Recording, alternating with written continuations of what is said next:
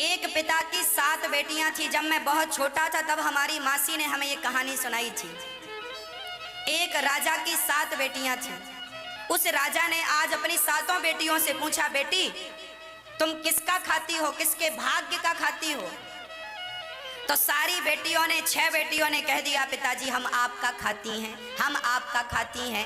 पर आखिरी बेटी ने कहा, पिताजी हम तो भगवान का खाती हैं, हम तो भगवान का दिया खाती हैं। उस बाप ने अपनी 6 बेटियों का विवाह बहुत अच्छे घर में किया, राजाओं के यहाँ बेटी दी और 7वीं बेटी को जंगल में एक लकड़हारे को दे दी। तू कहती थी ना भगवान के भाग्य का खाती हूँ, ले। वो राजा बड़ा अहंकारी, उसको लगता था मैं सबको खिला रहा हूं। उसने अपनी बेटी को लकड़हारे को दे दिया, लकड़ी बेचता था और अपना जीवन। एक दिन वो लकड़हारा भी बीमार पड़ गया, जंगल में पड़ा था, ना हाथ चल रहा था ना पांव। उस आदमी को बेटी दी जो एक पग चल नहीं सकता था। जा, तू कहती भगवान के खाता हूँ, खाती हूँ, जा। 6 बेटियों का अच्छे घर में विवाह किया, 7वीं का लकड़हारे के संग कर दिया। अब वो लड़की अपने भाग्य को समझ करके, परमात्मा ने जो किया है ठीक किया है, ये भगवान की मर्जी है और मैं भगवान के भरोसे हूँ। देखो जंगल में दिया बाप ने और 1 रुपए नहीं दिया कि ये रुपए से खरीद के 2 रोटी खा सके, कुछ नहीं दिया दहेज के नाम पर, खाली साड़ी पहना कर भेज दी। उस लड़की ने जंगल की लकड़ियां इकट्ठी की, गांव बाजार में बेचा, 2 पैसे मिले तो अपने लिए और अपने पति के लिए भोजन लेकर आई। जंगल में घास की कुटिया बनाई, रोज का नियम बन गया, जाती और अपने पति की दवाई भी लाती, क्योंकि वो बीमार था, चल नहीं पा रहा, कोई पेट में प्रॉब्लम थी। वहां पर एक नाग और नागिन का जोड़ा रहता था। अच्छा, वो दूध लाया करती थी बाजार से खरीद कर अपने पति के लिए, तो जो दूध बचता था तो वो दोने में भर के नाग नागिन को भी रख। बड़ी धर्मात्मा थी वो लड़की, वहां नाग नागिन थे, जंगल था तो सब था, तो नाग नागिन को भी दूध पिलाती थी। एक दिन उस नाग ने सोचा ये लड़की बड़ी समझदार है, ये देखो हमें दूध पिलाती है। अच्छा, वो नाग जहां बैठा था ना वहां बहुत सारा धन गड़ा था, तो उस नाग ने उसके सपने में कहा, बेटी तुमने हमें दूध पिलाया है, अब हमसे तुम लो, जहां हम बैठते हैं ना वहां तुम खोद कर देखना, तुम्हें धन मिलेगा।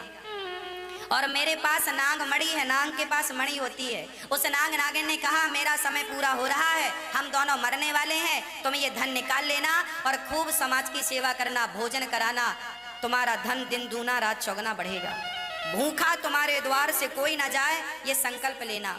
ठीक है।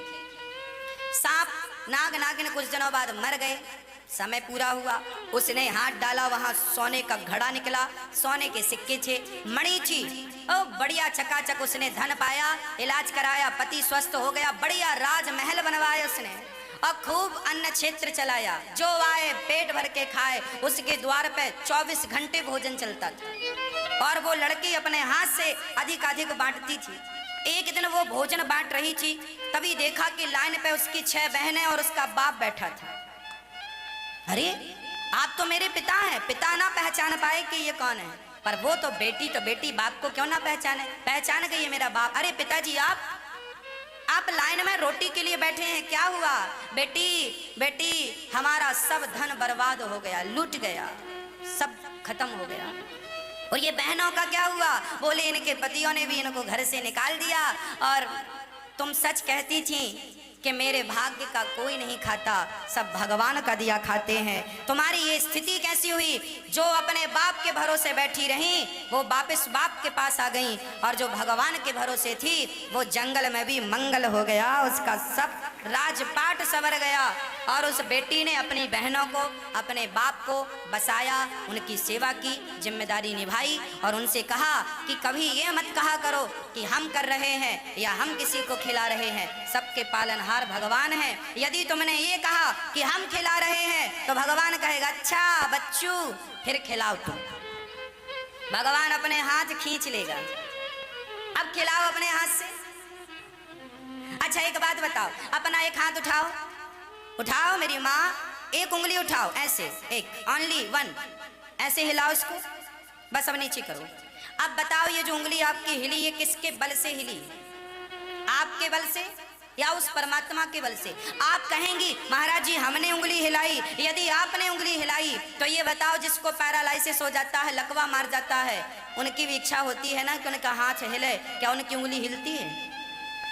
पैरालाइसिस हो जाने के बाद मेरी माँ लकवा मार जाए, भगवान ना करे किसी को ये बीमारी हो, पर होती है ना तो उसका हाथ तो होता है पर हाथ की एक्टिविटी खत्म हो जाती है, उंगली हिलाई नहीं हिलती। यदि आप उंगली हिलाते हैं तो बताओ आपने तब उंगली क्यों नहीं हिलाई जब लकवा मार गया?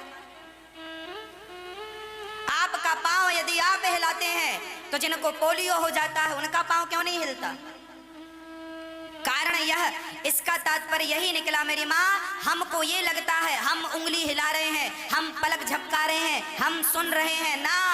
जब तक परमात्मा चाह रहा है तब तक तुम्हारा हाथ काम कर रहा है, तुम्हारी वाणी काम कर रही है। परमात्मा ना चाहेगा तो तुम्हारा मुंह तो होगा पर तुम बोल कुछ ना पाओगे। जब तक परमात्मा चाहता है सुनते हो, नहीं चाहेगा तो कान होंगे पर सुन ना पाओगे। जब तक वो चाहता है तुम देखते हो, वो नहीं चाहेगा तो कितने लोग हैं जिनकी आंखें हैं पर अंधे हो गए, और बड़े से बड़े डॉक्टर को दिखाया पर कोई इलाज नहीं है। यदि डॉक्टर सबका इलाज करता तो कोई अंधा ना होता, डॉक्टर सबका इलाज करता तो कोई बहरा ना होता। ये मत भूलो कि सबसे बड़ा डॉक्टर परमात्मा है। जब वो हिसाब किताब पे आता है तो आपकी रत्ती भर नहीं चलती जो तुम कहते हो हमने ये हमने वो। इसलिए सपने में भी ये ना कहना कि मैं कुछ कर रहा हूं या कुछ कर रही हूं, सबके पालनहार भगवान है।